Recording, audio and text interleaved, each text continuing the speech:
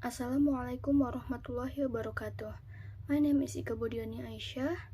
I'm a part of a team, and also there are other members. There are Ismailia and Dihya Arvin. Basic leadership traits. Leadership is a process and a behavior owned by someone like a manager to motivate, inspire, and influence other people's behavior. Then, leadership has a relationship with management and power. Often people think that management is the same as leader, even though these two things have different meanings. Where management is organizing and managing resources within the organization so that organizational goals are achieved effectively and efficiently. While leadership is a person's behavior to influence others to achieve goals. Management that is in line with leadership can achieve neat, planned, effective, and efficient change, and leadership that are in line with management can align the organization with its surrounding environment. In addition, there's also a relationship between leadership and power. Power is part of the way to influence others. Power in the organization is divided into 5, namely legal power or authority, meaning power given on the basis of organizational hierarchy in accordance with the position held by a person. Power rewards are the power to provide rewards in the form of praise, bonuses, or even promotions. Coercive power is forcing someone through psychological, physical, and emotional threats. Then there is the power of reference. This power is based on identification, imitation, and charisma. Usually, this power is owned by a leader who has followers, and his followers will obey all orders from his leader because the leader is used as a bias or reference by his followers. Finally, power of expertise power that refers to the ability or more expertise that someone has. For example, Bill Gates, CEO of Microsoft, then Mark Zuckerberg, CEO of Facebook. Furthermore, regarding the approach, the initial leadership study approaches focused on traits and behavior and a switch to a situational approach to leadership. The trait approach to leadership makes researchers focus on observing important traits, including intelligence, self-confidence. Apart from that, seen from their physique, it can be in the form of a tall, muscular body and sharp nose. But this trait approach is abandoned because it's too early to judge someone as a leader.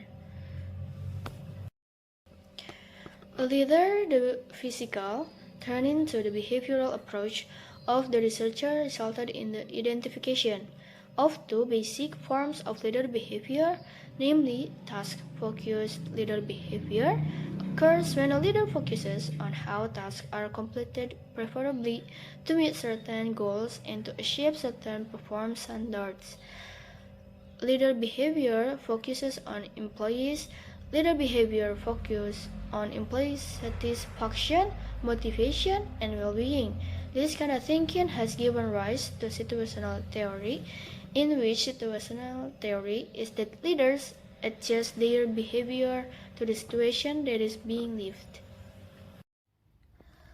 Furthermore, leadership in follower size is divided into 2, namely transformational leadership, a series of abilities that enable a leader to recognize the need for change, create a vision that guides the change, and implement change effectively. When the leader is aware of a change, the leader invites subordinates or followers to create a vision so that it becomes a shared vision. Here, followers or subordinates experience change in realizing their vision. Furthermore, charismatic leadership is a type of influence based on the charisma of the leader, which is a form of interpersonal attraction that fosters support and a sense of acceptance. It occurs when the leader has a vision and followers only follow the vision of the leader, who is used as their bias or idol. Recognize the need for change. Create a vision that fits the change and implement the change effectively. And number two, charismatic leadership, a type of influence based on the charisma of the leader, a form of interpersonal attraction that fosters support and acceptance. Um, Next, special issue in leadership. Replacement leadership, individual traits and organizational characteristics that are likely to replace the need for a leader to initiate or direct employee performance. The next leadership neutralizer. In other situations, the leader is present and reacts some leadership behavior. This behavior may not be very effective or countered by a variety of factors. And next slide, change like nature of leadership. Number one, leader as coach. Number two, gender and leadership. And number three, cross-cultural leadership. Emerging issue in leadership. Number one, strategic leadership. Number two, ethical leadership. And number three, cultural leadership. Okay, guys, today I will tell you about leadership management and decision making. We can start from decision making characteristic. We have to know that characteristic of decision, there is three types of decision. First of all is structure decision. The second is unstructured decision, and the last one is semi structured decision. Decision making condition. We have to know that not in every condition we also can make a decision. So we have to know the right time where we can make a decision for our organization or our company. Then we move to rational decision making as leaders. We have to, it's our abilities to have a rational thinking for making a decision. So our members can also understand what the decision is we make, and then recognize and understand decision situation. We have to know we have to understand the decision of the situation. We have to know how bad it is, how good it is, the situation is, so we can make the best situation from the real situation that we already understand, and then identify alternatives. We have to make an alternative, so we have to make maybe two or three alternatives so we can evaluate the alternatives, so we can choose the best alternatives. After choosing the best alternatives for us, we have to know that the disadvantage and the advantage, and we have to sort and choose so we can choose the best alternatives. After it, there is implementing the selected alternative. As we already know that implementing something is not even that easy as we say.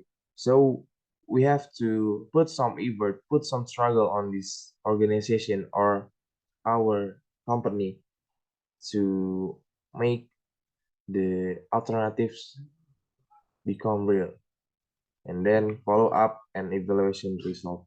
After we implementing the selected alternative, we have to evaluate the result of the alternative. Is it good? Is it bad? And then behavioral aspect of decision making. There's four behavioral aspect of decision making. First of all is political power, and then intuition, and then commit escalation, and then tendency to take risks. Thank you.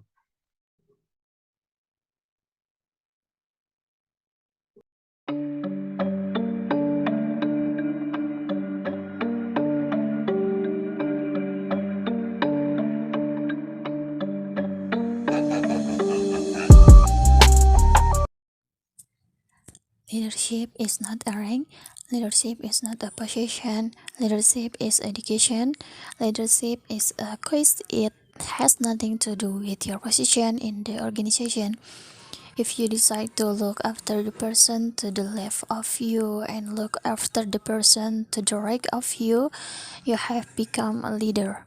Sometimes you're the problem. We've seen this happen all too recently with our new mean of science and empirical students.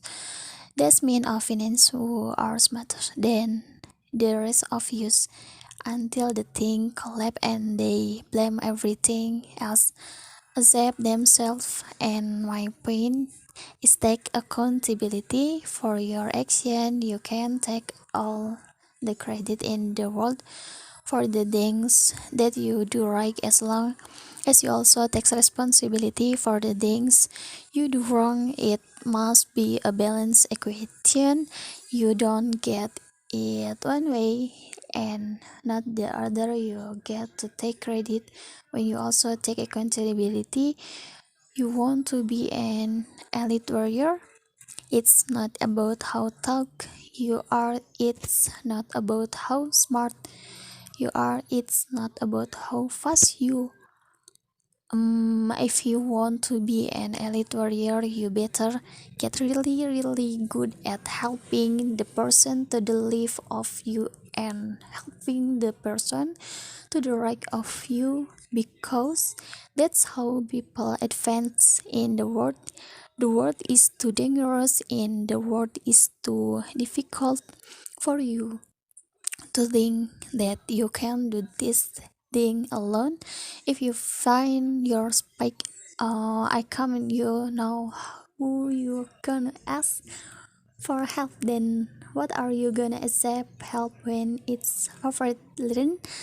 That skills learned by practicing helping each other. It will be the single most valuability thing you ever learn in your entire life, to accept help when it's hard, then to ask for it when you know that you can't do it. The amazing thing is, when you learn to ask for help, you'll discover that there are people all around you who always want to help you. They just didn't think you need it because you keep pretending that you had everything under control. Then a minute you say, I don't know what I'm doing, I'm stuck, I'm scared, I don't think I can do this, you will find that a lot of people who love you will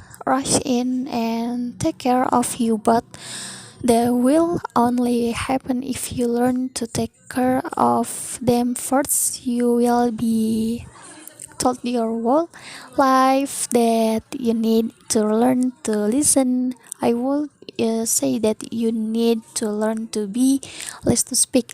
I see it in bedrooms every day of the week.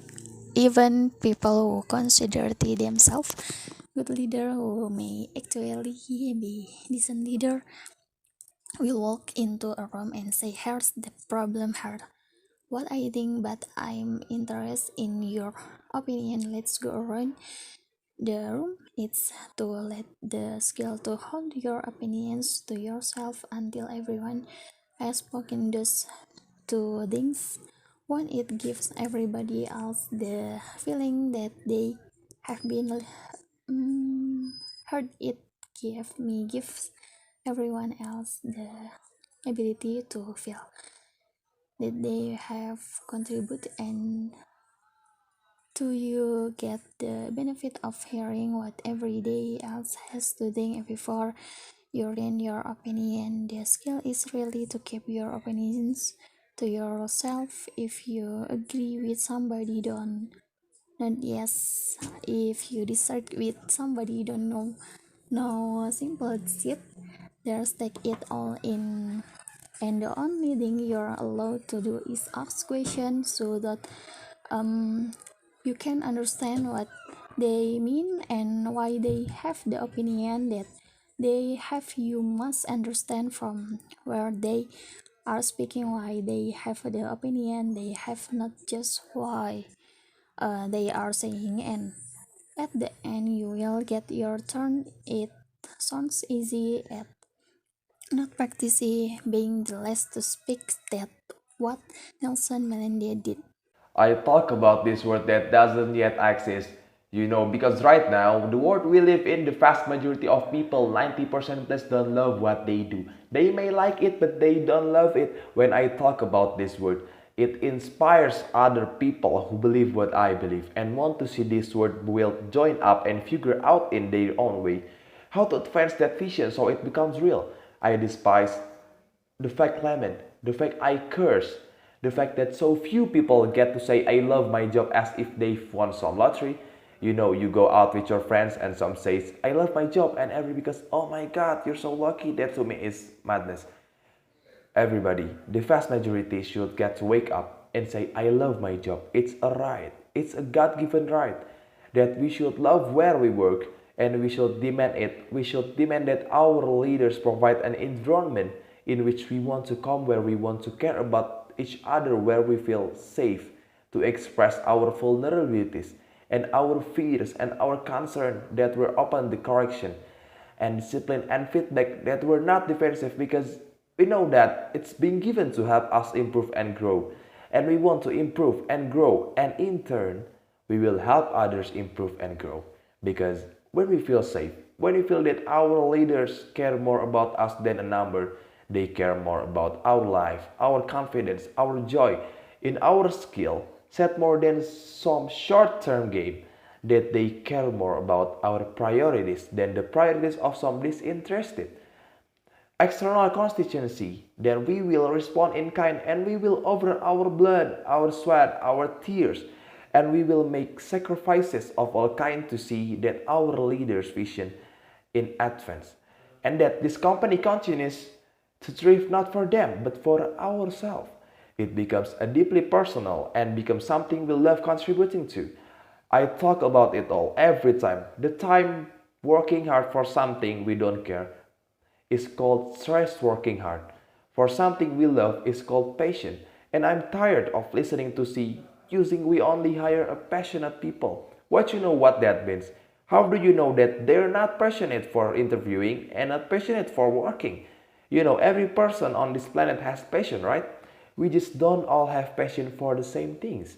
Give me something to believe in. Give me something to believe in. Give me the opportunity to contribute to something. Allow me to make mistakes and try again. Remember this: as you gain fame, as you gain fortune, as you gain position and seniority, people will treat you better. They will hold doors open for you. They will get you a cup of tea and coffee without you even asking. They will call you sir and mom, and they will give you stuff. None of that stuff is meant for you. That stuff is meant for the position you hold. It is meant for the level that you have achieved of leader or success or whatever you want to call it.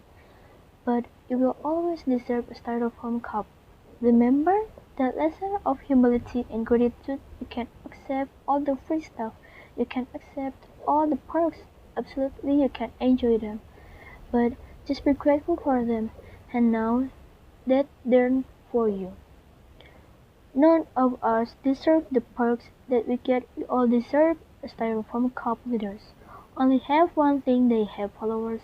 A follower is somebody who raises their hand and volunteers to go where you're going. They raise their hand and volunteer to go in the direction that you're pointing, and so to lead others means that you have a clear vision of a world that doesn't yet exist, a world that could exist, and by articulating that cause, that vision, that purpose over and over and over again, it inspires people who believe what you believe, who want to see that world built to join, to go with you, to figure out ways. You know, and at my work, what leadership means is articulating This world in which the vast majority of us wake up every single day inspired to go to work and come home every single day fulfilled by the work